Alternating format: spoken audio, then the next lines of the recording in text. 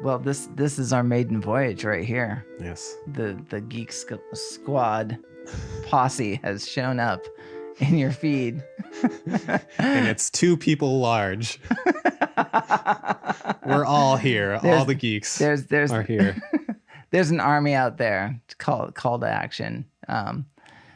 So I'm Simon Fentress.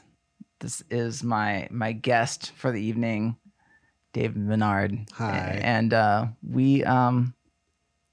we're just dialing in the setup here. So I really appreciate you coming out. Yeah. You know? We have a lot of the same tools and equipment, and I don't know, we're just going to geek out about them a little bit here.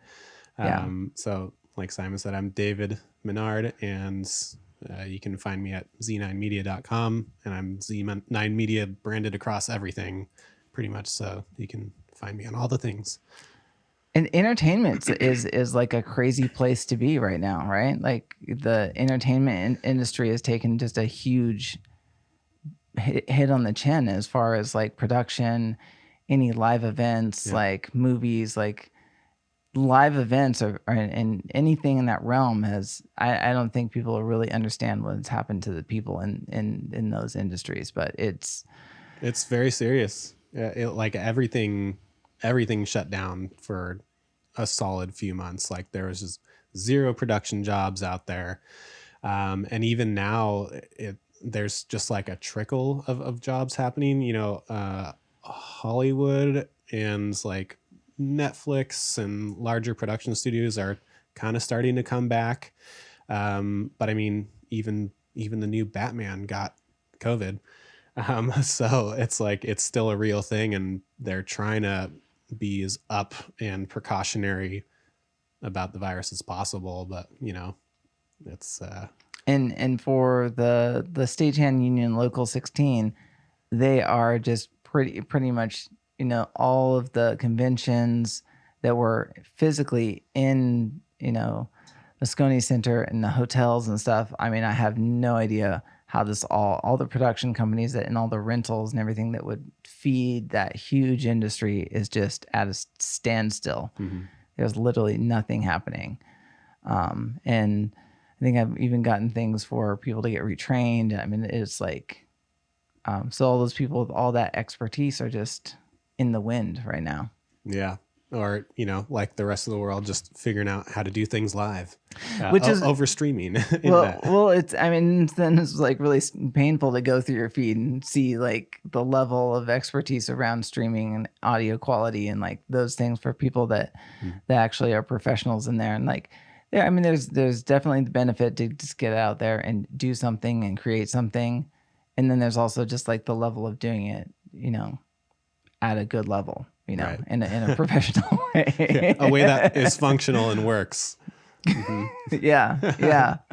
Yeah. So how did you get into sound? I got into sound through music. My dad is a drummer. My mom, I was singing around the house all the time when I was growing up. And so I started cracking on my dad's drum set when I was young, and then was in several bands throughout high school. And then I went to school for audio engineering. And I kind of thought I was like, while I was going through school, the main focus of school was studying music production, like studio recording. But they touched on film sound and game audio. And I thought actually I would be going into post-production sound for film, but I found it really isolating. And I liked being a part of a crew, a part of a team. And so I kind of happened into production sound, and that's where I am now. I also wear a hat as a still photographer because I was around TV, I mean, camera crews all the time. And, you know, they're always talking f-stop this and ISO that. And I was like, I have no idea what they're talking about, but I'm sure it has some relation to what I'm doing for sound. And so I bought myself a DSLR for my birthday years ago and started shooting stills and just like dove into that. And then maybe a year and a half ago, maybe 2 years ago now, bought myself one of these Blackmagic Pocket 4K cameras. And now I'm diving heavy into videography is my third hat. So there's my life story. I did like I was when I was getting my master's degree, I did a movie for my project, and there's a TV station there, and it was really, for me, it was about the really heavy, like visually oriented, and like all that, Right. and then I worked for a nonprofit from 2011 2013, and I started doing a bunch of promotional stuff for coaches, like a bunch of people that had clout, had books, had never done any kind of promotional stuff, and so just doing a lot of their promotional things and bringing that level of, because bigger corporations obviously can afford videographers to come in and do their thing, Sure. but with the DSLRs, it's like it's just very accessible.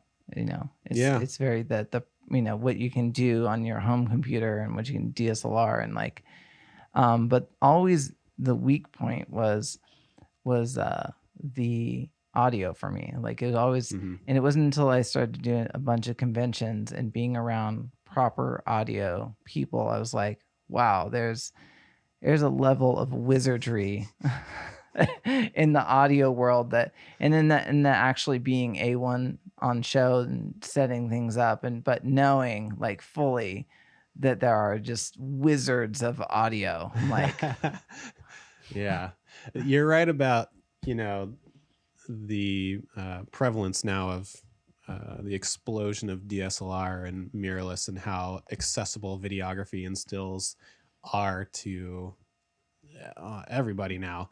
They've gotten to a price point where they're really affordable for some really high quality equipment. And, the things people, right, don't know a whole lot about generally tend to be audio, and then also lighting, which is super important.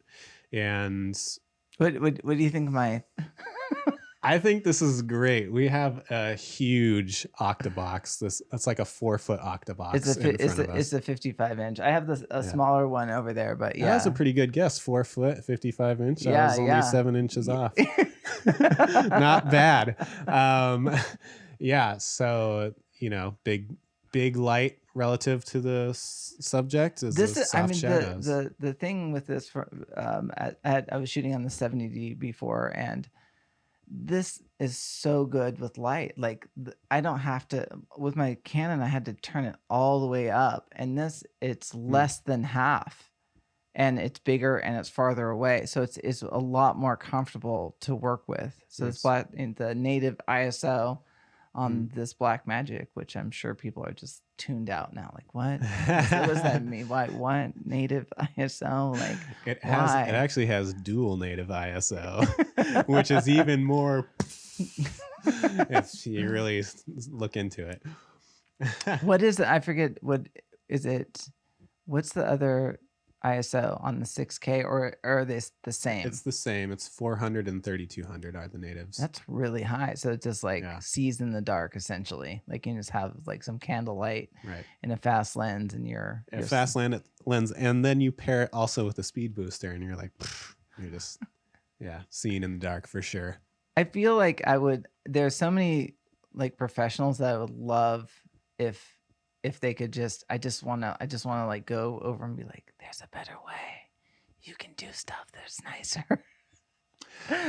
Yeah, it's hard to hold back those comments sometimes, but it's like, it's that unsolicited advice. You're not supposed to sneak in there and like, insert yourself into that situation. There's definitely a lot of people at high levels that, they're have YouTube shows and stuff, and they're doing, television grade production for their social media. There's definitely those people. Mm-hmm.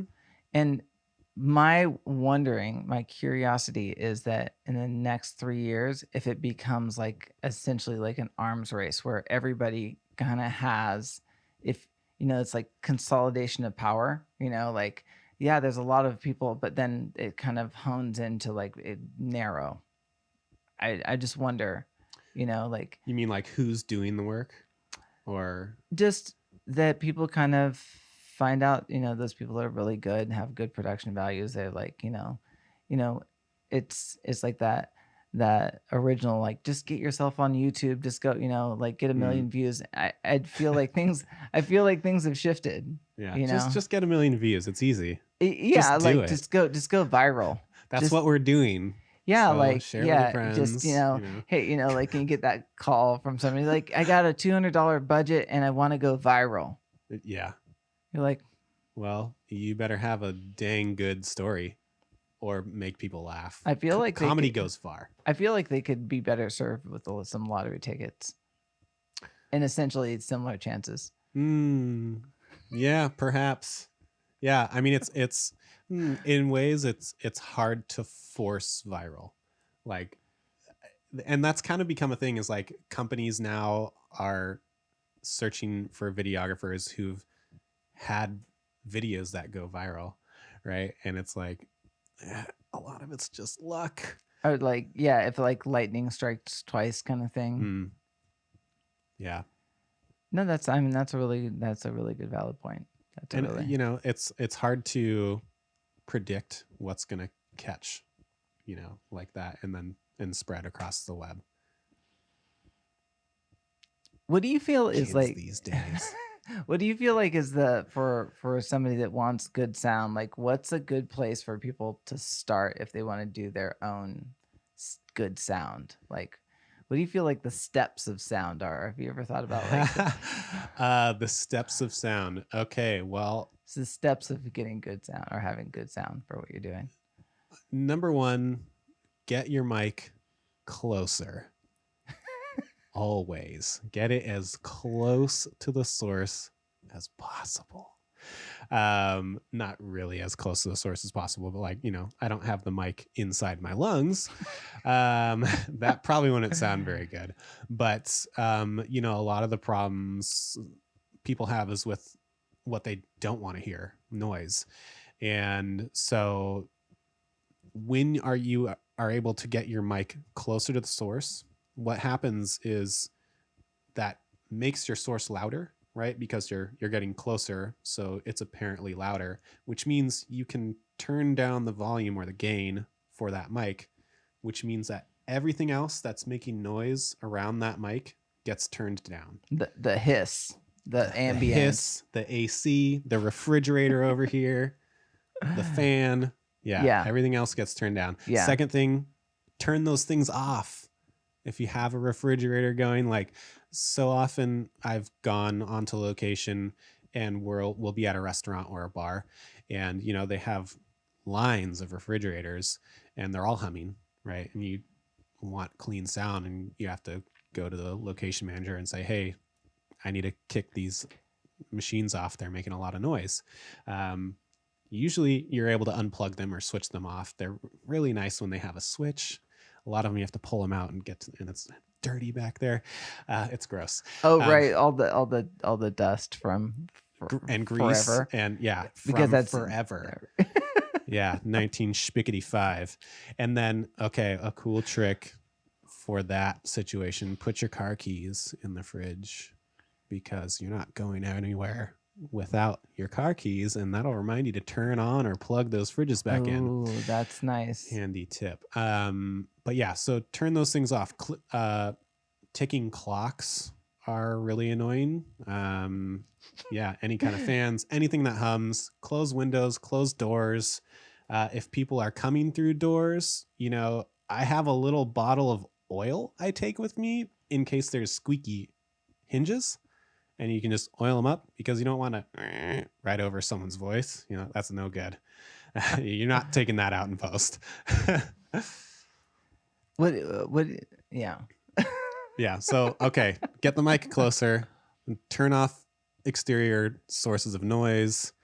Yeah. And then kind of worry about like gear, like better gear.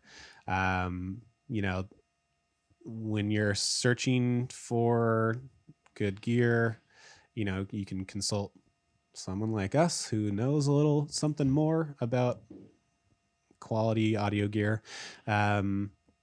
and just get advice from people. Join a Facebook group for audio nerds and be like, hey, I'm looking to up my production value with some better sound. I mean, I felt like the real entry level for streaming or content was like the Logitech and the Blue Yeti or something like Sure. Samsung, like having something that's in, like you're saying, in proximity to your voice, that you're able to, adjust it for the presence of your voice right there. Sure. It just makes a huge difference. Yeah. Like that. And I think there's something that is like the presence of your voice in your stream, or that also is commanding in a way. It's like it catches your attention when you're hearing, whereas real thin, weak audio, it's hard. It's hard to watch.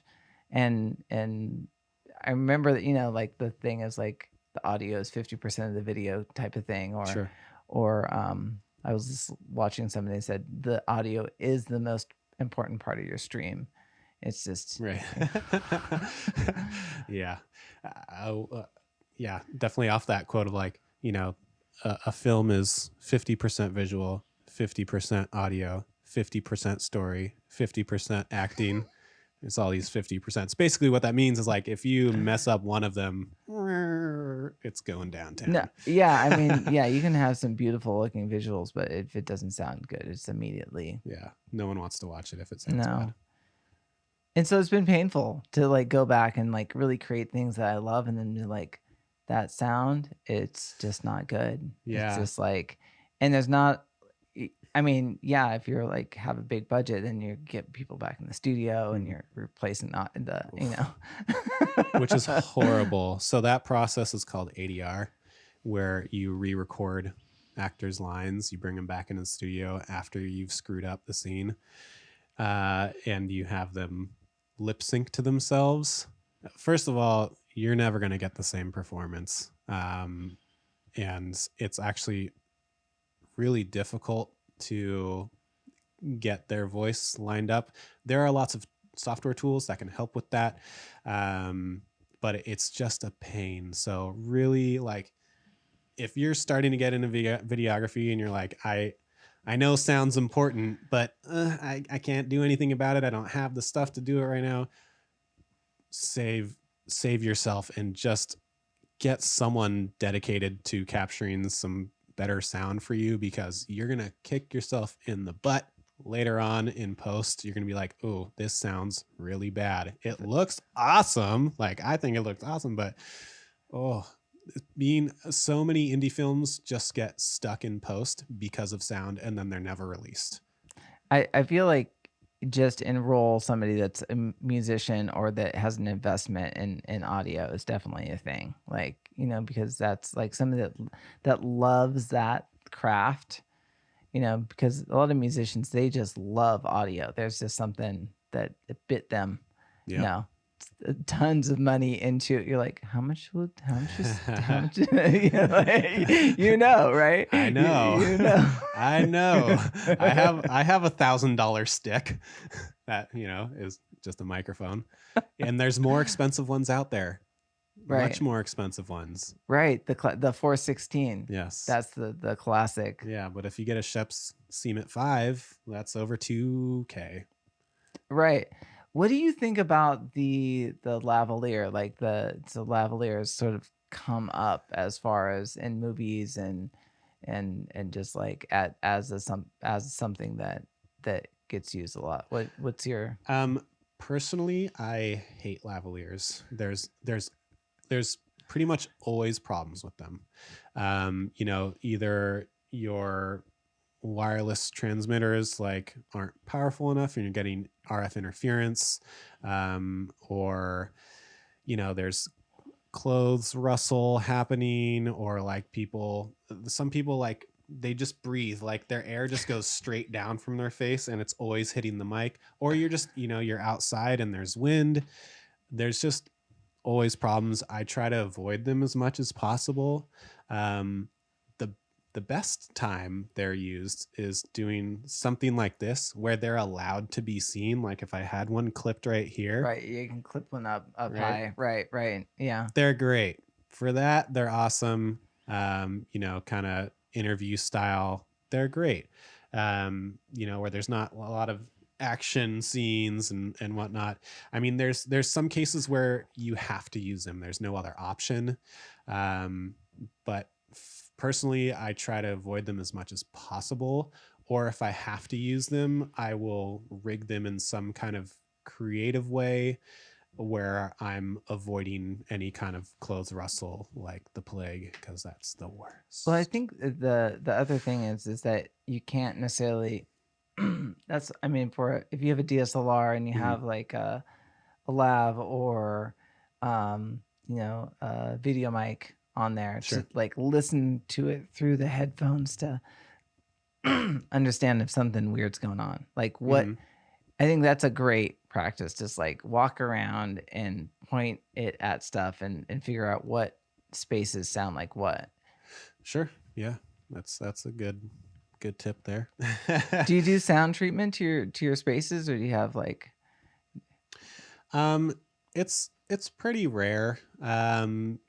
Usually the stuff I'm doing is in a controlled environment, where I don't really have to do any sort of treatment. There's you basically, if you're going on location somewhere and the whoever's producing it like knows it's a super echoey space, like you can bring some sound blankets, which are basically fancy moving blankets, um, to wall up around your interviewee, or whatever action is happening, and create some deadening of that reverberation from hitting the mic. But I'm I'm also kind of like, I want this to sound natural. I want it to sound like the space that we're in, and I'm okay with having some reverb hit the mic.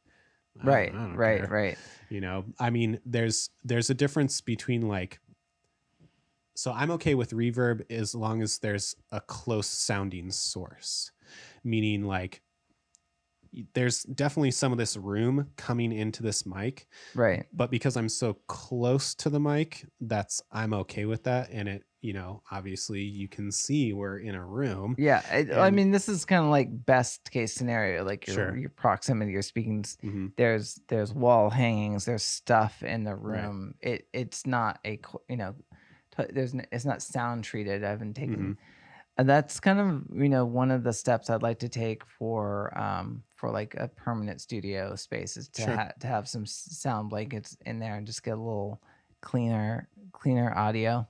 Yeah, It's on the you can do that. just I appreciate that audio can give you a sense of space. That's mm, like when you're mixing music, that's kind of why you add reverb, is mm, to, so the voice isn't so dry mm. and so like very isolated, and people aren't used to listening to other people whisper in their ear at full volume. um or I don't know, I whispering in the mean, ear at yeah, full volume, well, but that's like, like AMSR, right? Like you can get really close, and you can speak to people with microphones, kind of play with that, like sure. the intimacy level, like Hmm. how people sound when they're close to you. Right. Like there's properly done. I think you can create that sort of intimacy, the tonality in the voice that you don't get. Sure. Um, Yeah. that's a good that's helpful for me because I think that I like naturally I just want to control stuff so much Sure. and like but there is that art to it Yeah. that of just like the beauty of space. Um Totally. And I think, just a little further on that note, like, I'm okay with reverb as long as there's a close sounding source. The opposite of that is like, okay, get ready on my gain knob because I'm going to scoot back from this mic. oh So if I'm talking back here, like, you really know it's in a room now, and it's, I don't like this as much, and this is how a lot of, you know beginners content sounds, right right because they don't understand that getting your mic close to the source and gets you cleaner sound, less reverberant sound. And yeah, I appreciate that less and That this more, right, yeah. with there still being reverb. Yeah, I mean, I mean, even like a foot difference is like really a lot of the presence is gone out of it. Yeah. What I do like about this mic is it seems to like to be like messed with and muddled. You know, like it just seems like it's like almost of a low signal, but it really takes playing with. Like the noise reduction on this microphone is really great as opposed to some of the other microphones I've kind of played with. Like Well, yeah, that has to do a lot with how the microphone is built. So dynamic mics are much less sensitive than condenser mics. And a dynamic mic is basically you have a diaphragm that's attached to a tube with a coil that's sitting inside a permanent magnet. And it's a lot harder to move that mass and generate voltage. So it's just purely based on how it's built that it's less sensitive, and you need to be up on it or really give it some gain to get anything out of it. Relative to a condenser mic, which uses two plates that are electrostatically charged and like take very little sound pressure to make them generate voltage. I had no idea about any of that. Science. That's like all two geeks have arrived. They are here in front of you. I might be the bigger geek. But like for sound, for sure. Like, I mean, yeah, I don't think people like really know how deep that rabbit hole is unless they've been initiated at some level to what it can be. I during last fall season, they have the big what is it? Dreamforce. You know, Dreamforce takes over Salesforce, big event. It's like the biggest convention in San Francisco. Takes over everything. Yeah. And so like all the A players are in those events, right? So then I got a call to do an A1 job at a hotel. And it was those, you know, those little open, you know, the podium mics, right? Oh, yeah. The little black podium mics and push to talk. Well, these weren't the push to talk ones. These were just open. Sure. And they Someone had to be on a fader. 32 open mics. Wow. In a horseshoe with speakers in the middle. Huh. That's a job. That's when you get a big fancy board that employs auto mix. Yeah, so that's and it was like one of the you know, like a board from the 90s, so they actually had to physically, okay, you know, like the new digital mixers, definitely like you just go in there and you put, you know, you just program it, right? But it's not like physically take something out and like program it in. But that's so I just looked at him like, yeah, you're gonna have to get your people down here. We're gonna need a couple more hands on deck. This is not happening like that. So I'm glad that you yeah, you definitely ring out the room. Oh yeah, that's also a thing for sure, having so many mics there. Yeah, it was like the apocalyptic.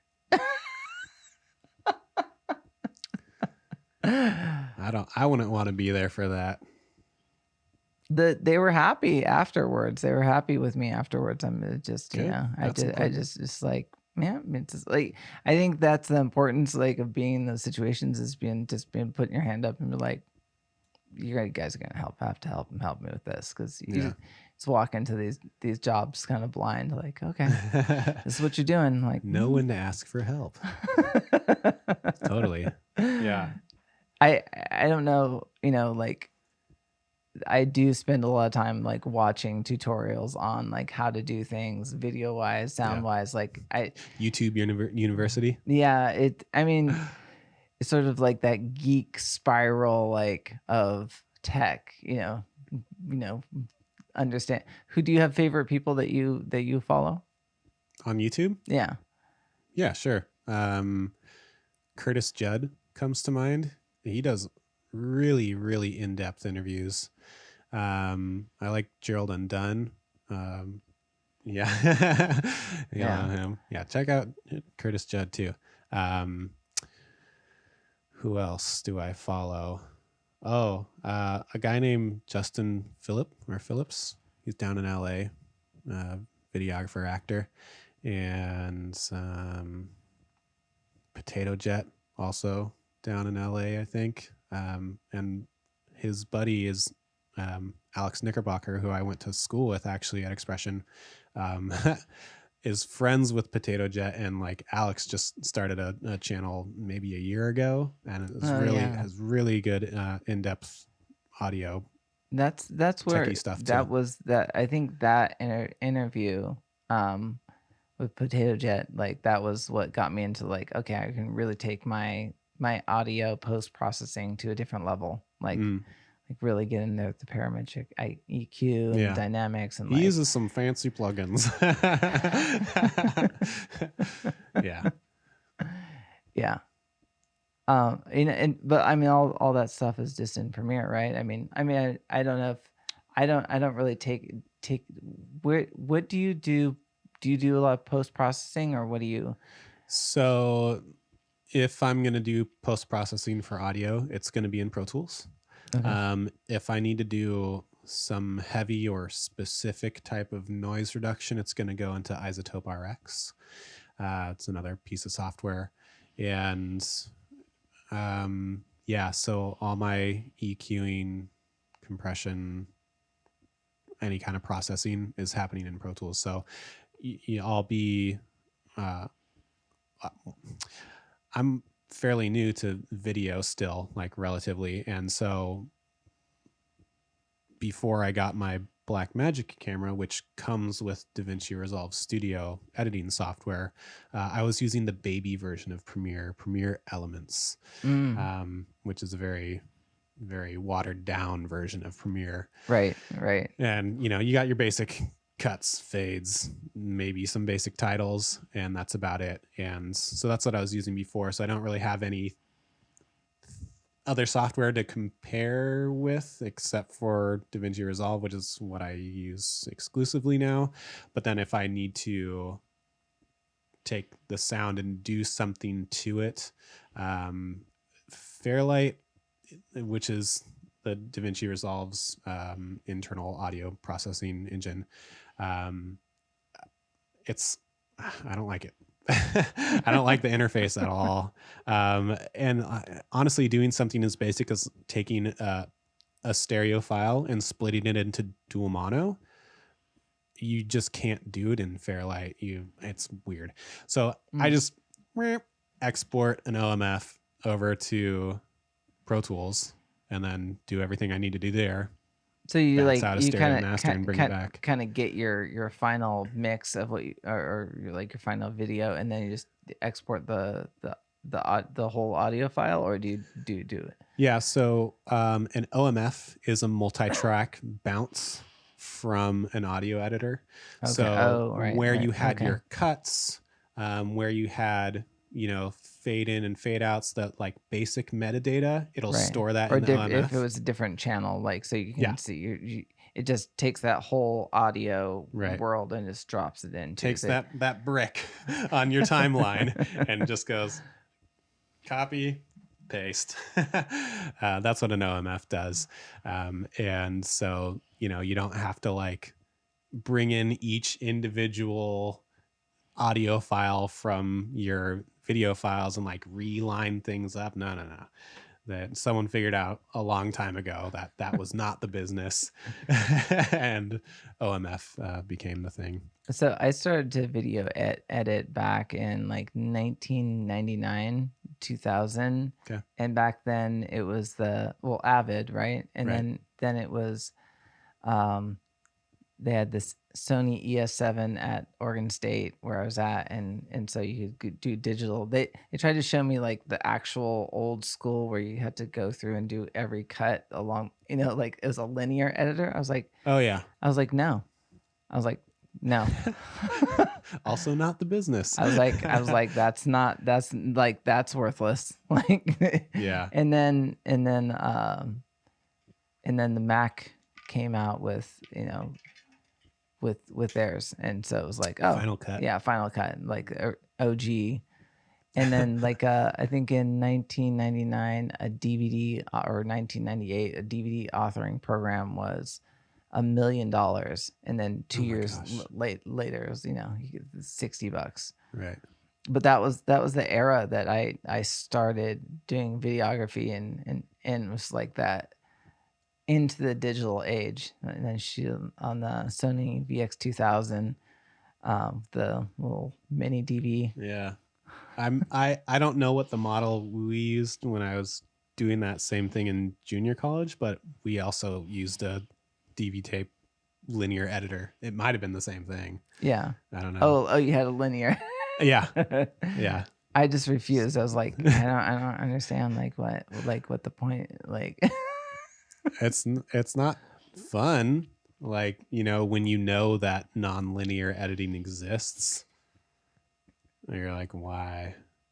But okay, it does give you an appreciation for people who are literally on a cutting room floor with actual film, and they're snipping and like, ooh, like those are some decisions. Not that you can't tape stuff back together, but Yeah. that's So I mean, at this point, it's all digital transfers, right? Like at this point, then like it's got to be like there's nobody for sure. Nobody's snip. I'm like, I wonder when the last person snipped. Like, when did the world hear its last snip of film? I mean, video? it's kind of deep, right? Like there's Sure. some people that like their whole career they just did that, and then it was like, okay, we're not gonna do that again. Yeah, we're getting rid of the X-Acto knives. Goodbye. No, little.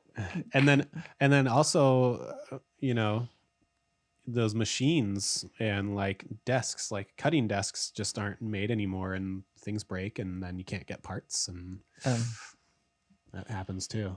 Like the antiquated process just isn't manufactured anymore. It's funny to see like period shows on HBO. I think True Detective, when it was like the mid 80s, I was like, wow, that stuff. Like, wait, there's period movies being made about my childhood. Oh no. Oh no. Yeah. So we share another passion, which is dancing. Yes. Kind of like how did you make your way into dancing fusion, or what was your? Yeah, so I started swing dancing in high school. I was part of the swing club at the high school I was going to, and I did that for like 10 years. Like, so well after high school, kept dancing. Like Ellington Hall kind of thing? Hall, yeah. And then a friend of mine there was going down to San Francisco every Monday night for this thing called, at the time, Blues Fusion is what it was called. And I was like, sure, I'll go with you and try it out. So we carpooled down, and I was pretty much instantly hooked, and like completely ditched swing dancing. What year? This would have been around 2014. Okay. Yeah, 2014, 2015, I think. And wait. Does that make sense? Yes. Yeah, that makes sense. And yeah, I don't know. I've never looked back. Like, I don't go swing dancing anymore. I love the connection of fusion and the creativity. Lindy Hop was my first like where I got hooked, where I got but that was like 1998. That's like 20 years ago, right? Or like, well, yeah. Wait. It would have been 2010 when I started fusion dancing. Okay. 2010, around there. I was like, something's wrong about that. Yeah. So, But yeah, I got hooked, and then in college they had like my graduate degree, like they had basically a dance scene where you had to know all the different dances. So they play right. a different song Yeah. each. But yeah, fusion is definitely very accessible in a way where you can get more sort of there's a lot of levels to it of connection and like places that you can go. Sure. A lot of freedom, a lot more freedom. Yeah. It's kind of annoying to go into like do a zouk or something like, oh, it's got to be like this, and like, and those scenes like attract those people where it's got to be like the certain way, as opposed to like we can just like really have this free flowing kind of experience. Yeah. Well, I think I certainly on many levels I agree with that. I think you can access the freedom of dance at a very basic level in fusion. But I think in other dances where they're very like, this is the patterned footwork, this is how it's supposed to feel, this is how it's supposed to look.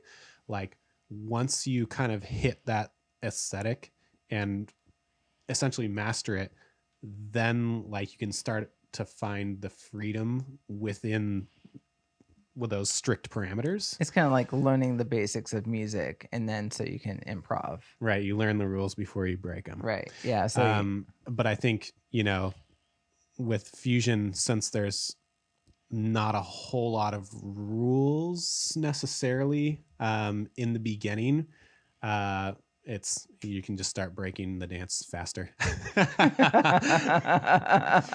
which can lead to some messiness. Like when you look out onto a fusion dance floor, you're like, everyone looks like they're having a great time and they're having fun, and I think they know what they're doing, but everybody's doing something different. like, yeah, just like a whole different flow, direction, destination for sure. Yeah. And what's funny is like when you become well versed in spotting what different types of dance aesthetics look like, you look out onto a fusion floor and you're like, oh, they have a background in West Coast swing, they have a background in Argentine tango. Oh, look, that was definitely a leg thing from Jitterbug. Right. And I think when they start to dance with somebody, I can tell like if they had ballet or if they had like, I think that's the benefit also of being a guy that dances is, first of all, there's not as many good male dancers, and there's a lot of women that had some kind of dancing as children, where like dance is a little bit more ubiquitous for girls. Not all, for right. sure. But like the number of women that like just like, oh, this is my first time out, and you're like, turn them into like they have a frame. But I think that also it's challenging when somebody just like they're just jello. They got no sense of how to relate to you. Yeah. And in those moments, you just have to, relegate yourself to thinking, oh, I can dance for me in this moment. Like, yes, I'm dancing with you, but like, I don't necessarily have to derive my joy from our connection. Like, I can dance for me with you, which is an interesting thing to wrap your head around. I'm the manifester of my own joy right now. Yes. Real hard, like a spiritual journey. Totally. Yeah, dance is one of those other things. Just like 2020 has been a brutal dance year, huh? Oh, absolutely. Dance died. And there's like so many, like dance venues are like trying to continue do some kind of live thing over Zoom or whatever. I have done none of them because I don't care. Like I'm there for me dancing. I gotta be with the people. I'm not gonna like solo dance in my living room over the internet, like trying to connect with people through video. Like my drive for dancing, what I want to do is like I want to physically connect with people and like feed off their energy. It's like being a guitarist without access to a guitar. Sure. Yeah. Like, because that's like it is, especially for a lead, it's like that's your instrument, is the female. It's like your own body, obviously, but also managing Your partner. your partner's body, Yeah. and like what's happening and where they're going. And that's not happening on Zoom. No.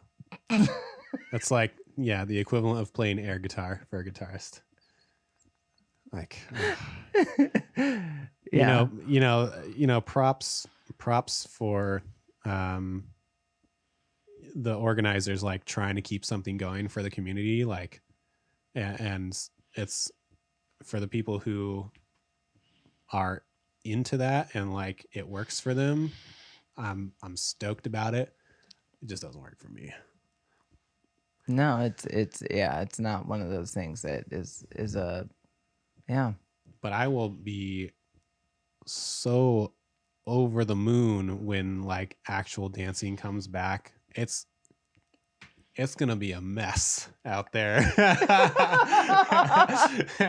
Like, first of all, I think a lot of people's skill levels will have dropped, so that's part of the mess. But also like just the energy, like, and the need to want to dance can connect with people in that the way. hunger. The hunger. Yes. I actually have It's gonna be a mess. a sub and 2,000-watt speakers in the back, so I can crank it out, and I get some lighting effects too. So Ooh. I haven't had we actually had a wedding in our backyard. We married our friends.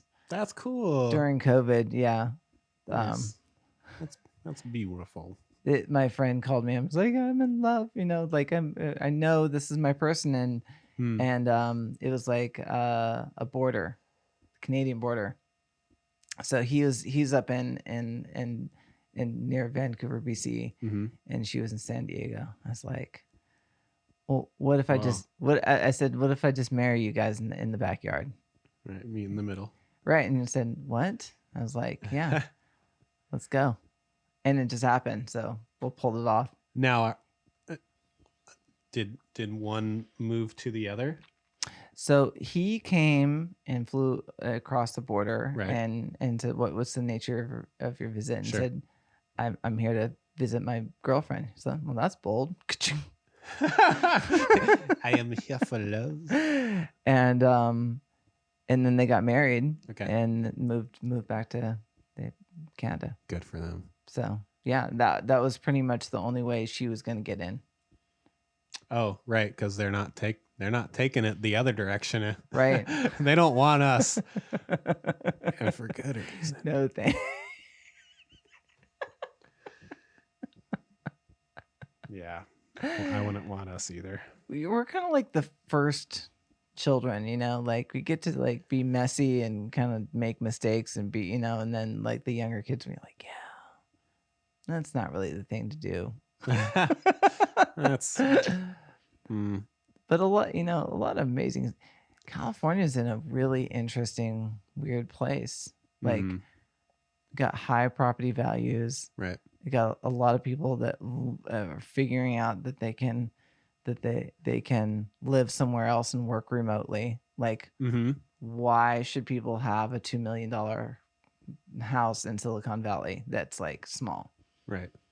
When you could have like 1,000 acres in Texas or something. Right. Yep. And an airfield. I think that's going to be a big change from, when we come out of the pandemic. Eventually, the rest of the world will be out of it far before the U.S. is, I'm sure.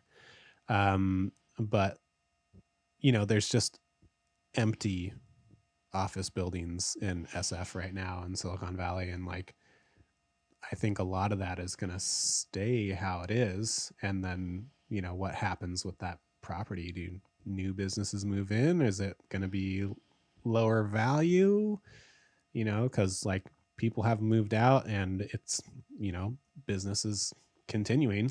Well, I mean, things happen in a permanent way, like Hmm. malls, for example. Oh yeah, the death of the Yeah, mall. mall. I mean, like, who would like in the heyday of malls? I would never thought like, oh, mall. These are gonna die. Right. These are not going to be places that people are just going to go and buy. So I really felt like things were going that fourth industrial revolution. Like, hey, we'll just get stuff online, and Hmm. now literally having a generation of young children experience like being pulled out of school. Like now all of a sudden homeschool rates were like 3.5%, Right. and now it's like 100%, or Right. some people have gone back to school, but Sure. yeah, but this is a whole paradigm shift. That's something that will go back to normal because parents need a break. Yeah.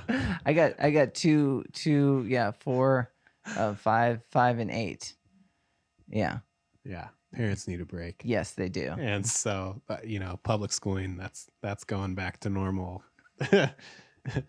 ASAP. Yeah, I'm like sure. Dan, yeah. It's hard to manage like supporting financially your family and also raising them, you know? It's in California. I don't know. Probably a It lot of places well, elsewhere too. yeah, I mean, I think that there's a big migration to the Sun Belt, to cheap living in the Sun Belt. Like people saying, "Oh, I can sell my house here, and I can buy a house and an Right. apartment building, in a sunny place Mm-hmm. with less regulations and all sorts of stuff." Like I can just Sure. boom. Yeah. That's kind of like our essentially our plan. We're getting this house ready to sell, and then we're gonna do investments in the Sun Belt. Are you going to go to Canada? Hang out with your newlyweds up there? That yeah. I actually have a friend, and like one of the economists he follows says that we got 7 years, and there's going to be some real hard times in the United States. Just like looking at the health of the country, Hmm. like when people the looking at a country as a corporation, like how many people are workers, how many workers are you generating, how many are going to need just benefits on this side, like looking at a country in those terms. Sure. And like Japan, of course, is one of those countries with like really low new population. They're also not taking citizens from other countries, right? So it'll be interesting to see how things play. Implode. So do you have any theories, future theories? You like subscriber to like the singularity or anything fancy? What do you think happens? Wow. I don't know. I feel like there's gonna be a big effort to terraform a nearby planet. Because we're definitely ruining this one. And I'm not necessarily talking about like climate change, but like our oceans are getting super polluted. Like the Great Barrier Reef is like practically dead. Yeah. The oceans are definitely have taken a huge beating. Yeah. For sure. So terraforming a nearby planet, will it be Mars? I don't know. I think at some point humans are just going to ruin this planet and have to move on to the next, whatever that might be. Will we do it in time? I don't know, but I think that's where we're going to have to. I think if you took somebody from, especially like say 150 years ago, and then showed them what today looks like, it would just be this bizarre thing to them. Oh, absolutely. It would just be like 1870, Mm-hmm. right? Like the reality of people's existence, the how long people lived, like what do you think is possible?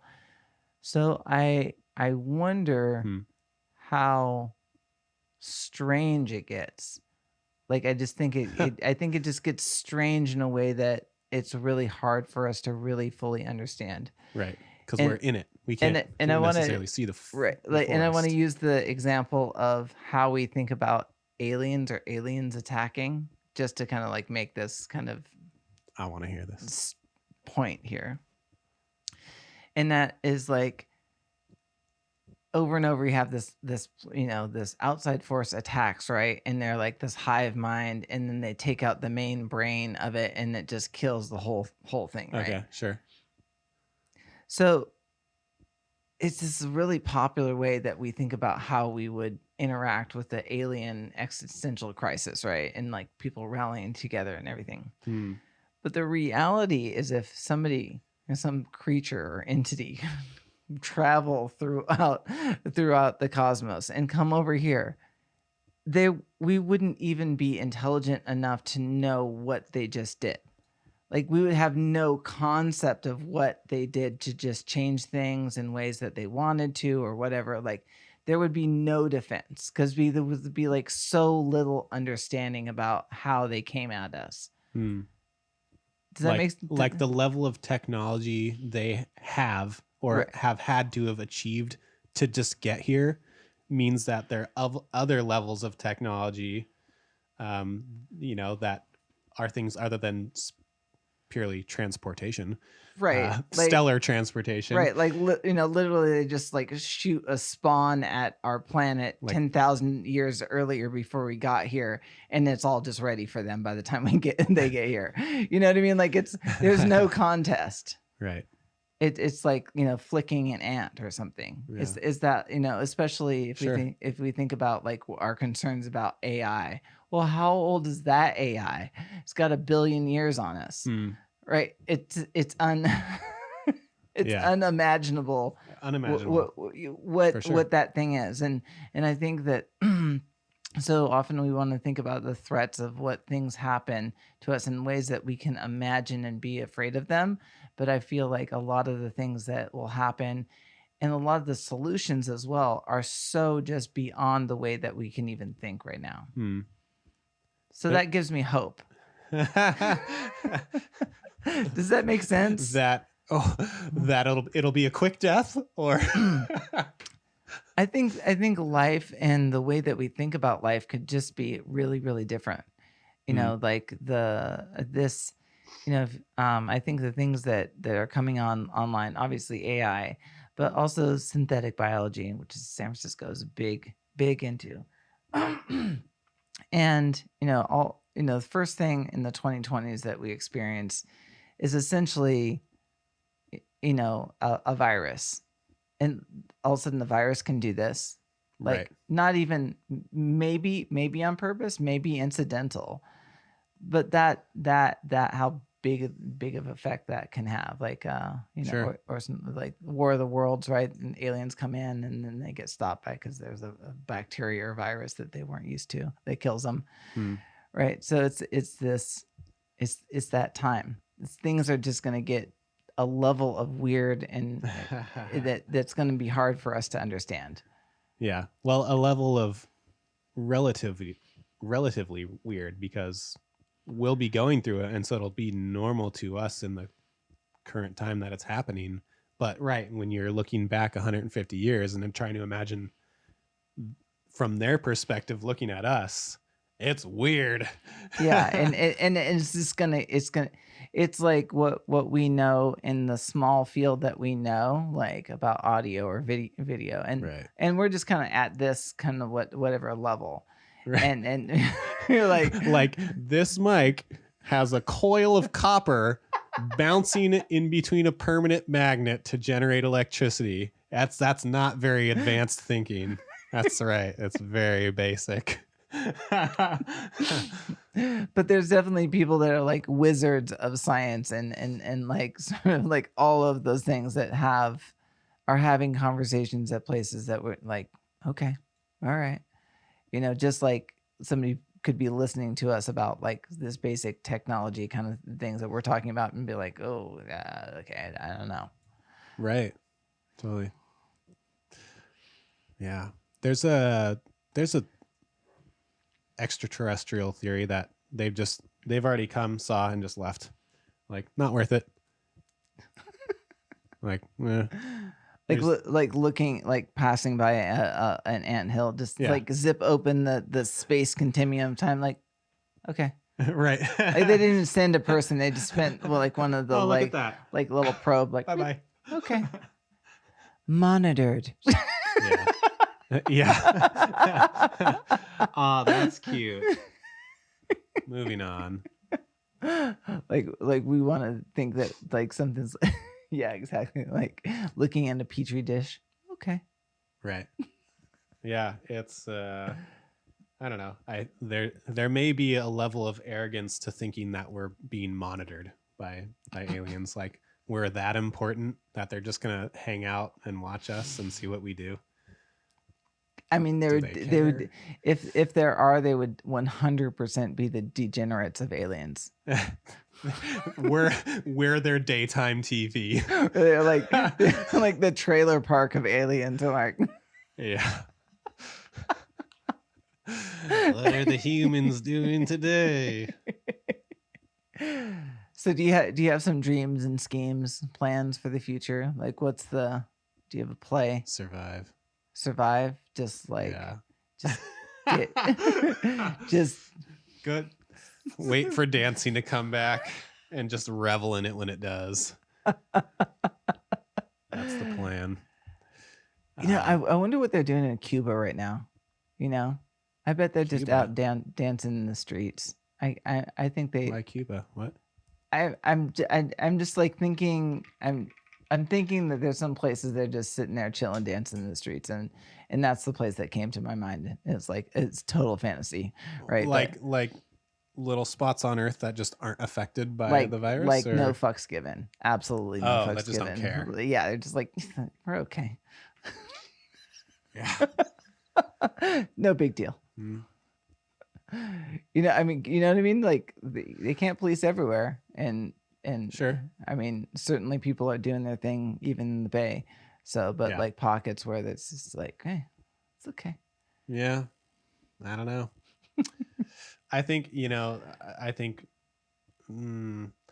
probably one of the worries for C-19 is we don't know what it does long term.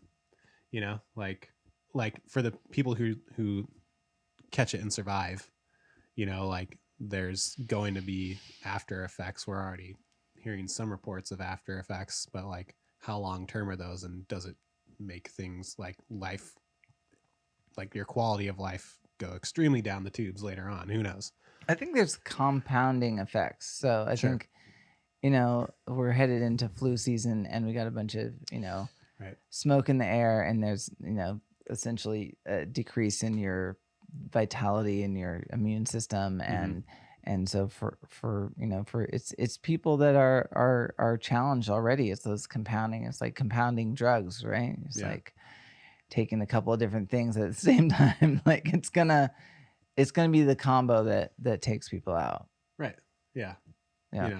And then like the economic stress and the like how we do society and money and all those different things. Not to say anything's wrong or right, just as like it's going to be compounding stress that gets people. Sure. And then stress too is also another health compounding health factor. Up your stress, you lower your immune system. Right. So it just any kind of chinks in the armor are going to get exposed. Yeah. Yeah. Social dance though. Contact. Just take it back. Contact with other humans. Yeah. I don't know if the study you saw that the studies on dementia and stuff, right? Like for social dancers. I think it was like a foxtrot thing, but just like crossing those hemispheres. Well, sure. I mean, there's definitely been correlation between just exercise and having a healthier mind. Right. physical activity, it leads to a healthier mind. But certainly dance, which is, more advanced coordinated physical movement. Crossing the hemispheres, Yeah. crossing. Those Well, neurons it's also just like listening firing. listening to music, so your brain's like lit up, right? And then Mm, you're crossing the hemispheres, and then you're also with somebody else, and like a very intimate, very primal way that seems to have in this modern digital age is like, you know leaves you pretty thirsty for that kind of mm, biological analog type of sure. contact. Yeah, totally. So when it comes back, get out there and start dancing. If you want to live. It's good. It's good for your health. It's good for your brain. It's good for everything. I love dancing. It's the best. So it's been like a good 10 years of dancing. It's an amazing thing. Just, what I really love is the walls between someone that's a teenager to like however old Mm, is suddenly like really evaporated. yeah. I did notice though, when I came back, I got a 8-year relationship and I went in the dance scene, and I would tease about things because I kind of had a goal of getting married and like how old the person was and all these different things. Mm. And so I would dye my hair. I would like dye the beard, haircut. And people totally treat me different. I laugh. I was like, this Yeah. is. I was like, this is the best $15 I spend a month, right? Huh. Because it goes from like girls that have daddy issues to Oh, sure, sure, sure. paying half. Yeah. What? Yeah. I mean, there's definitely, you know, I what you call it, ageism in the dance community, Mhm. for sure. Yeah. And so like, as a more advanced dancer, like, and you're seeing new faces come into your community, like, you need to make it a point to dance with those new faces, right? And because I think a lot of new dancers are just going to dance with their like friends that they came with, and maybe some people, like, they think they could, are seem more accessible to them, Mhm. which includes a similar age range. Right. Right. um, and yeah, so if your community is younger to begin with and you have some older folks coming into it, um, they're gonna be left out a lot more, You for know sure. what I noticed in like Sebastopol is that it was just a lot more like that was a lot more fluid. I think smaller communities are a little bit more fluid in that way, Hmm. and I felt like it was a little bit more intense in the city, like Hmm. that kind of separation. Sure. And I didn't know if it was like the culture of a smaller town or like the more inclusive nature of smaller town living versus Sure. just the more anonymous type of, or Yeah. the person that's kind of drawn to live in a bigger city. I'm sure that has something to do with it. Like, I think, Sebastopol itself, um, had a lot of ecstatic dance, which is mostly a solo dance, but it's all ages. And I think, a lot of the North Bay fusion community, um, for local residents of Sebastopol who are coming out to that dance, a lot of them were coming from ecstatic, and aren't aren't even thinking that age is a barrier, which is not. But like, they don't have that bias or that prejudice, um built in, because they're so used to just like seeing all ages on this dance floor, just going to town. I think there is for men that are good at dancing and have good hygiene and fairly good looks and like that, that's a very small population. So there's kind of like a privilege that goes along with that. Sure. And you're like, yeah, I agree. It's true. It's true. I think Tim Ferriss said, like if go social dance. I mean, I would say for people that are single or like in that, there's a really beauty around social dancing because you can get like a level of intimacy and physical interaction that going on a date or being in an app is not going to give you, which just makes you less hungry and Sure. desperate. Sure. It sort of can be, I think, a good segue between relationships. I think some people kind of come into the dance scene and then like disappear because they're like it's like kind of a bridge for them. Sure. Yeah. Just filling just a physical need to like connect with someone else. Right. And that can just be a way that you dance for 5-10 minutes or however long, and then it's like, hey, have a nice evening. Sure. It's like just what do you now you grew up, you've been in that area for a long time. Like what keeps you there? Like what's the in the Santa Rosa area, like what keeps you like, yeah, this is my spot? That's a great question. I don't know. I think just, I don't know, maybe familiarity or, yeah, I don't know. I've moved a lot, so I've been like a Rolling Stone. I was born in California. I moved to Washington State. I moved to Oregon. I moved to Florida. Moved to here. I've been here for quite some time, but I've definitely been in quite a bit, a few different places. And why do you move so much? It's the fear of intimacy, man. It's just you don't want to get too close to people. So that's why I interact with people through like social media, because you don't have to like deal with their stuff. Okay. Or you can deal with it as much as you want till you unplug. You're just like, oh yeah, I don't like your comment. Okay, unfriend. Oh, that is how it goes. Yeah.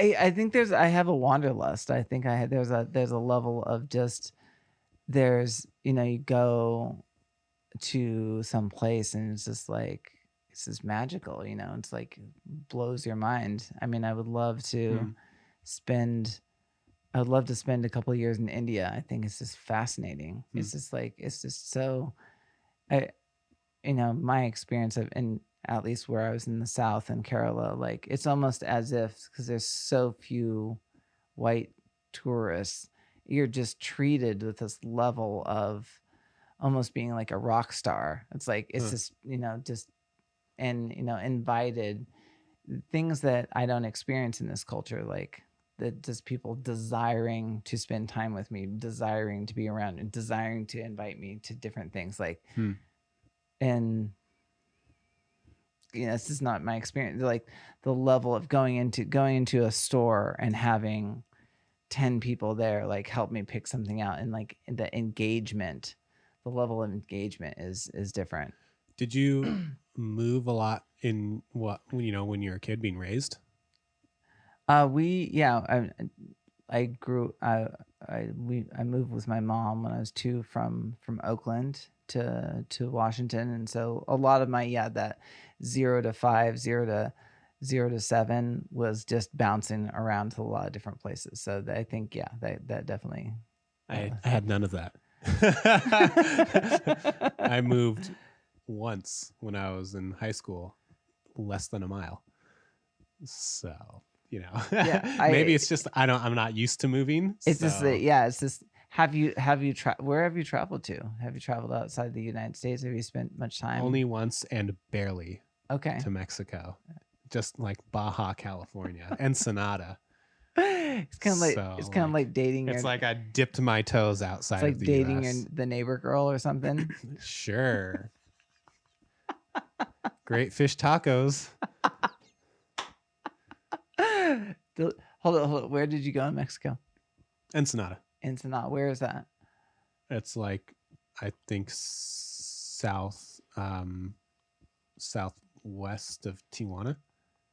Okay. Like you cross the border like for maybe an hour and a half It's in Baja. drive. That's Yeah. okay.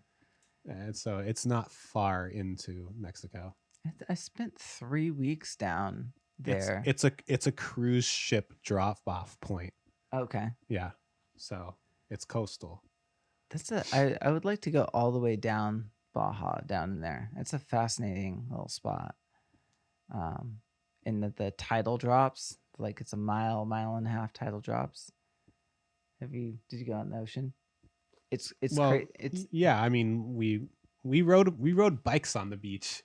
okay. Yeah, the house we were renting just had bikes and just like cruisers. And so we had some fun riding on the beach. I think you have a lot of fun in Bali. Yeah. Yeah.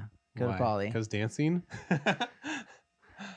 Well, I mean, there's definitely, and there's definitely like a conscious community in some different, different places. But it's just the how just service, like the level of service of what your drivers do, like what different people will do for you, and that like that sense, that aesthetic of the Hindu culture, that the guest is divine. Like you just feel it in this way that is palpable, of like people like creating experiences for you. Like one thing, when your driver takes you around and you spot something, you're like, oh, I really like that. The driver has money and they'll just pay the person, and then they're like, yeah, well, go and get money, another time. It's like it's like their ATM. It's like how transactions flow is still very analog, where it's a, oh, I'll get you later on that one. I don't have enough money for it right now, but oh, who? There's systems of trust within the communities that are fascinating to experience. And I mean, I'm sure that those existed 150 years ago, here, where people were a bit more tribal and people stayed a little closer to their families, and survival was a little bit more dependent on Sure. just family Sure. and community. Then it just, I'm sure that people just interacted in like different ways around that. So it's interesting to go into those areas and just kind of experience what life can be or could be, and just like, oh, okay. That sounds fascinating. I definitely and Put it on my bucket list. yeah. Okay. And then when I went to India, I went and I did this videography for this Wiccan priest, and he was invited to this Mahayaga, this fire ceremony. And what they do is this gurus put on this party, and then like 3 million people show up, and he has to feed everybody. And it's just this crazy experience. They got like Trinitron TV, stadium screens with like jibs, like it's a full TV, and then the guy coming out and doing like transcendental like meditation stuff. It's just like, what is going on? How do you feed that many people? It like bizarre. Like you go into this, they feed all these people, and the pots that they make this food on are just ridiculous. Like one pot is like that side of the room, like just like humongous. But yeah, it's humongous over these fires inside, and there's just like a warehouse full of that many, just making these different foods, and got this huge pots. It's unreal. It's this, like, it's like you see these things and experience them, and you're like, oh, and get the, I think the deeper responsibility of what you get to do, like the gear that we have, and I feel like there's this thing that goes along with it that we get this beautiful opportunity that most people don't. Sit in front of these microphones and gear and have this experience. Like what's the thing that we get to create makes life better in some way. That's the question. How do I use all of this stuff Right. to improve someone else's experience? Yeah, I mean, I did experience guilt for sure, just like the existential question of like, why do I have this stuff? Sure. Like, and what's like my reasoning, my purpose, and with it, it's harder questions, like, because the gap is not just well, that person's not just determined enough, like your peers or people around in your community. It's like, where you've focused on something and you've gotten expertise and you've engaged stuff, and Sure. but to just be like, I was just born in a different country, in a different time, in a different place, and so that's why I have this. Right. Not that you don't earn those experiences, but like, Sure. it's it's like the bigger picture of humanity comes into focus. Like, oh, okay, You mean you didn't do it all by yourself? It's just blessings on Blasphemy. blasphemy. Okay, let me see those bootstraps. Well, okay, so we've totally devolved. I so Yeah, we didn't talk about like a little bit of technology. We did. I mean, we didn't go Joe Rogan long or anything, but but I really appreciate you coming through and helping me with this gear and helping dial me in here. This is awesome. And then just being the maiden voyage, the maiden of the portal. Is that what this space is? The portal? Well, if you look behind me, it's like definitely like a hexagon portal, and Sure. then like this purple light. So it's trying to sell it at least. Cool. Trying, Yeah. My wife's hers like the Diane portal. Like that's her thing. You should give the plug again though. For me? Yeah, for you, for like how, like what is the thing that's awesome that you guys that you want? I do? Well, I mean that you do, or that you'd like to do more of. Oh, there's so many things I'd like to do more of. Just making films and taking pretty pictures. But yeah, I mean, you can find me z9media.com, Instagram z9.media. I'm on Facebook, Google, Vimeo, What is YouTube. How did you get Z9? What was the? Yeah, there's a little bit of tragedy behind the name. So Z9 is short for Zone 9, which in 2017 in the fires was the zone that my evacuation zone in Santa Rosa. And so for me, it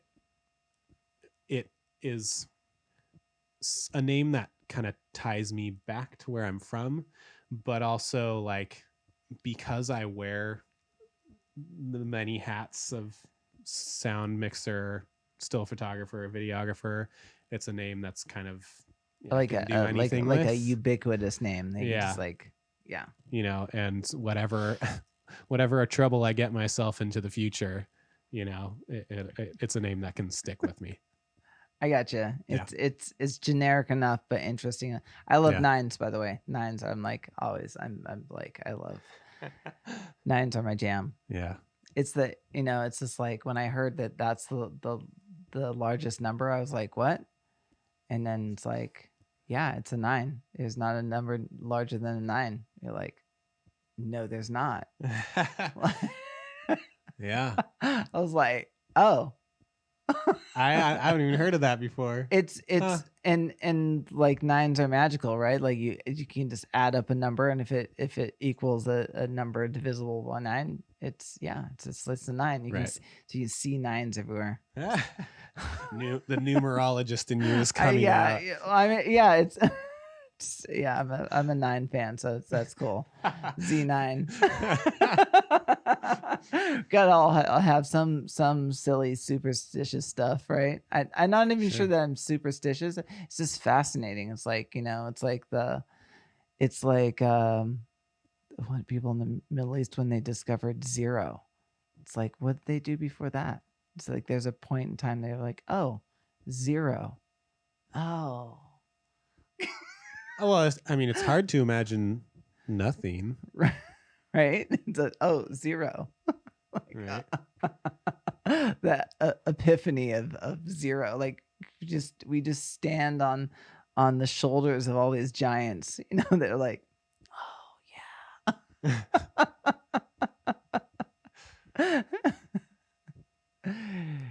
Yeah.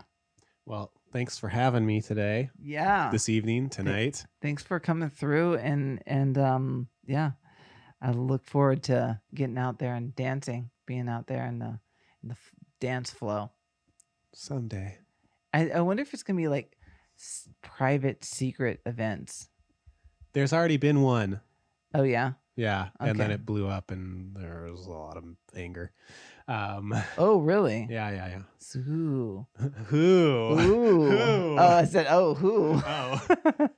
Ooh. Well, that's dramatic. I mean, you can find the controversy on Facebook if you're. It's out there. It's out there, but no, not secret enough apparently. not secret enough. Well, tempers flared, and where do you express your temper these days but on the internets, right? On the interwebs. Yes, that's the place. I mean, especially today. So yeah, I think we'll see. I think we'll see smaller, like, kind of house party things happen before formal, like your standard weekly dance comes back. Yeah, like I mean, like for here, 10 people or whatever is not like that's not a big deal. Like Sure. Like theoretically. Yeah. The chances are low, but there are chances, right? Yeah. It's amazing about this house is that you can have the music going and you can't hear it from the street. Nice. It's just like a 40-foot long porch and there's a creek behind us, so it's a green area. So and you got you have it thumping pretty good back here, and it's like you're on the street and you can't. It's like somebody's got a radio on in the kitchen or something. How long till there's another building or something for sound to there's bounce off? There's a hill. There's a hill right there, and there's one house on the top of the hill, but there's a big green area with trees and stuff. So it's just like soundproofing. So it just goes out and up. It bounces up off the hill. No. It just goes into the trees. So the trees eat it. Yeah. I think there's very little that actually goes out because I also focus the sound with the porch. So it's very loud on the porch, but it's focusing. Right. Yeah. Nice. I'm sure you could break down the sound, the acoustics of it a lot better than I just did. I'm like, I just went to the street. I'm like, can you hear it? No. Okay, it's good. Well, that's all you need. The real. Oh, do you have a sound decibel reader? I have an SPL meter. Yes. SPL sound meter. Pressure level. And I'll only use it for one thing, and that's to make sure, like, every once in a while I'll set the reference level for my studio speaker monitors. What kind of monitors do you have? I have Mackie H824 Mark IIs. A2. I'm in the market for some. I almost got some Atom Audio ones for $250. They were like, I think those new. They're like $1,000 or something. I was like, I'll be right there. Right. It's like somebody already got them. I'm like, yeah. Oh. Atom, when they came out, they were doing their revolutionary thing was a ribbon tweeter.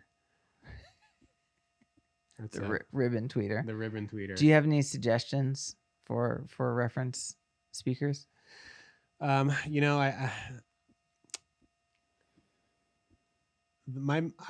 really like my Mackies, but I don't really have anything to reference them off of.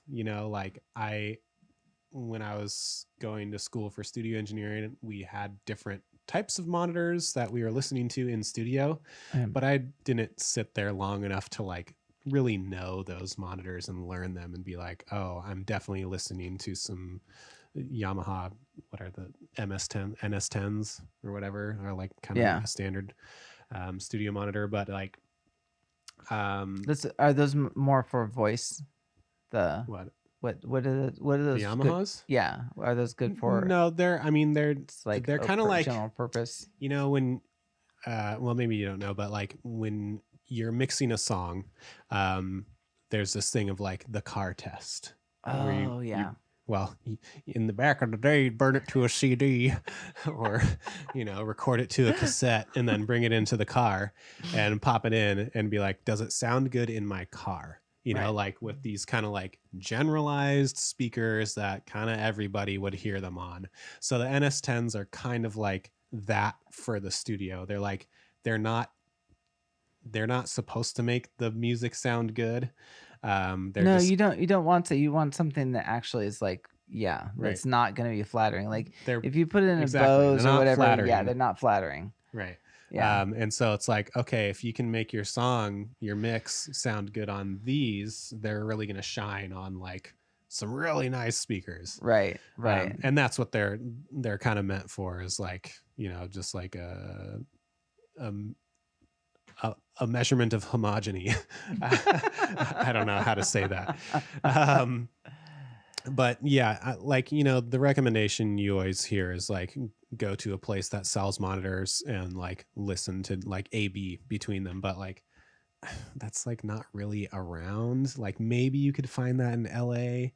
I don't No, know. it's true. I went to Fry's. I went to Fry's Electronics. This is kind of like a digression from that, but and they had in the very corner of the store they had where they used to have the car stereo, you Right. know, and like where you could push the button and that like Mhm. that doesn't exist anymore. Yeah. It's hard to find. So like, you know, the advice is listen to different ones, but like today you can pretty much order them online and then return them. Because first of all, they're just, you can't really find them in store unless like you have a specialty store. But for that, you have to be, that store has to be located in a specialty, like maybe Nashville, where, you know, Right. like Oh, right. Like music recording right, there might be something capital of the world. in like what's the motivation for, places to have it as opposed to like Exactly. and and there's not like a loyalty when the people come into the store and Right. listen to it and not like go on to, Amazon and be like Sure. and I think that's the sort of death of the brick and mortar and Right. that sort of analog service that we of Americana that we grew up in that is Yeah. not that's going to get sacrificed. Like I'm sure there's going to be some some reimagination of what that gets to look like, Mhm. but yeah, it's going to be referrals and we're like, oh yeah, like that's good, or it's going to be a YouTuber or something like that. So Exactly. Yeah. Well, I think, you know, there was kind of a good thing that happened. Some bill through Congress passed, I don't know, maybe 2 or 3 years ago now, where, you know, online stores charge tax no matter where you live now. right, And so, you know, that kind of, in a way, ruined the advantageousness of ordering online, because you could a lot of times skip the sales tax. so yeah, because they just got like a pass forever, right? Right. And then, yeah, exactly. And then, so on your big ticket items, your multi-$1,000 items, uh, you would save a lot of money off sales tax if you just bought it online. Right, But right. now that is gone, which I think is great for the Now, brick and mortar. now you need a friend in Oregon. Yeah, you're right. Yeah. You know, right. Which is, you know, so it's great for the brick and mortar. Um, but like the damage had already been done by that point. Like so many Because stores that was a have been long lost. time that passed that they Right. had to build up e-commerce, right? To give like an advantage for it to the infrastructure to get built Right. out. Right. Yeah. But yeah, now it's yeah, is there even a competitor to Amazon? because I don't even really think about it that much. I just go into Amazon and get stuff, and I realize that that's like Well, that's my part of trick the is problem, my right? trick is like you go to Amazon and it's usually sold by a store and try to go to that store's website directly and buy from them directly. Mm-hmm. Um, you know, kind of the maybe the downside of that is like Amazon is so good with their return policies The and their Amazon shipping Prime, right. So it's that like you can try something out, or like, yeah, right that it's hard for even ordering directly from the store for them to be able to compete with that level of service because Amazon is so huge and can afford to take those hits where you know ordering direct from a store, you know, like does really realistically, it's just that vendor inside of Amazon is getting that hit, really, irregardless if you go to that store and buy it physically or get it off their website or go through Amazon, because Amazon's taking a piece of it right. right through them. And that's yeah. Did I just saw the thing on Fortnite was challenging the 30% cut From on Apple. games, yeah, Yeah. Mm-hmm. and Google Play. So it's like Yeah. the game isn't done, right? The game is it's No, still Fortnite is still huge. well, I mean the game of online Oh, I how see. yes, and yes, and it's like that the game is afoot as far as what washes out, what becomes no longer relevant, right? Like Sure. people get in like 15 years from now, it'd be like Facebook what? Mm-hmm. It could just be like poof, disappeared. Right. Done. Exactly. Yeah. And that's like fascinating to think about, like a post Facebook world. What would that look like? I don't know. A lot of Like empty, I don't know.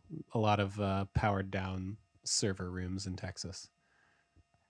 I mean, I think it's just something else, or something, something else takes the eyeballs, right? Takes the attention. Right. It becomes something like, okay, well, that was okay, but like we're done with that. Like we're doing this now. Mm-hmm.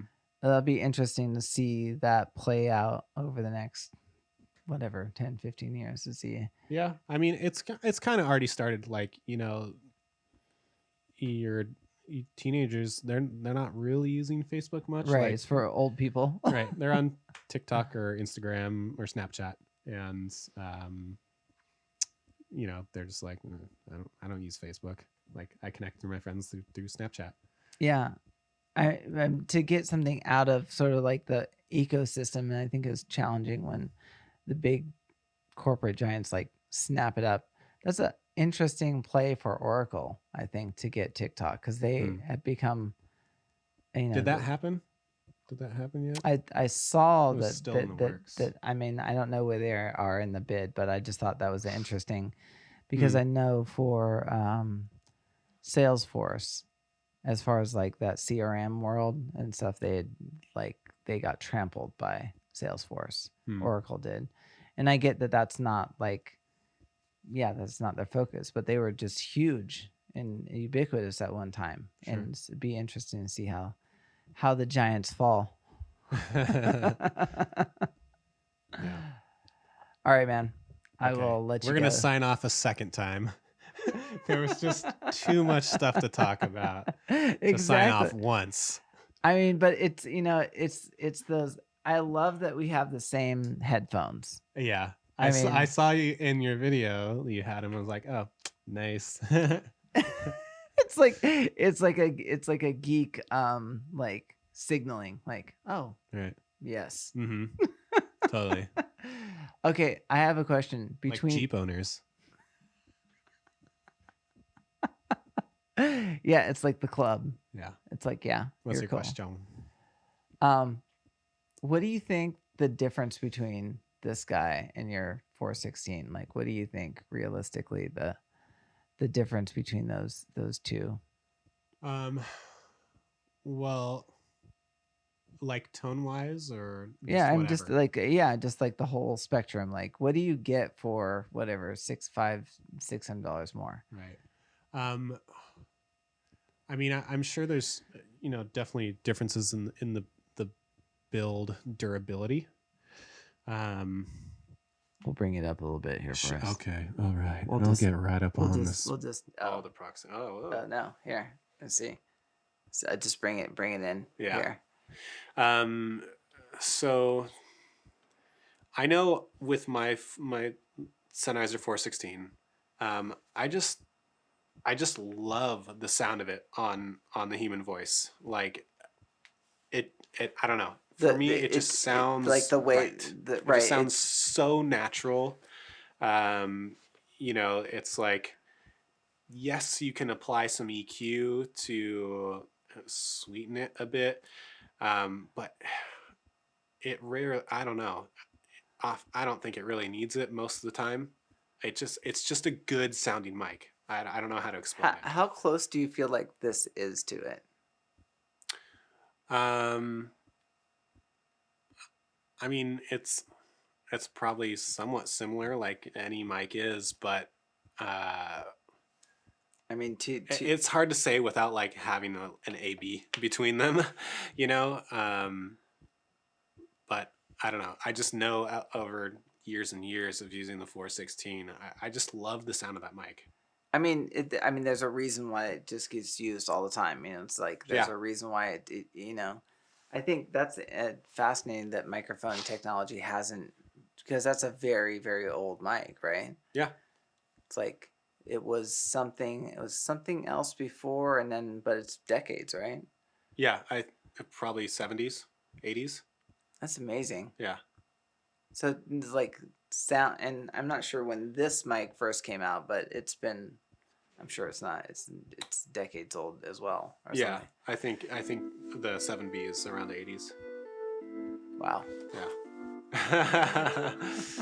Yeah. The copper and the magnet 90s. Floating just doesn't need to change that much. Not that much. All right, for reals. For realsies. For realsies. Okay. Yeah, we're back. Okay, bye-bye.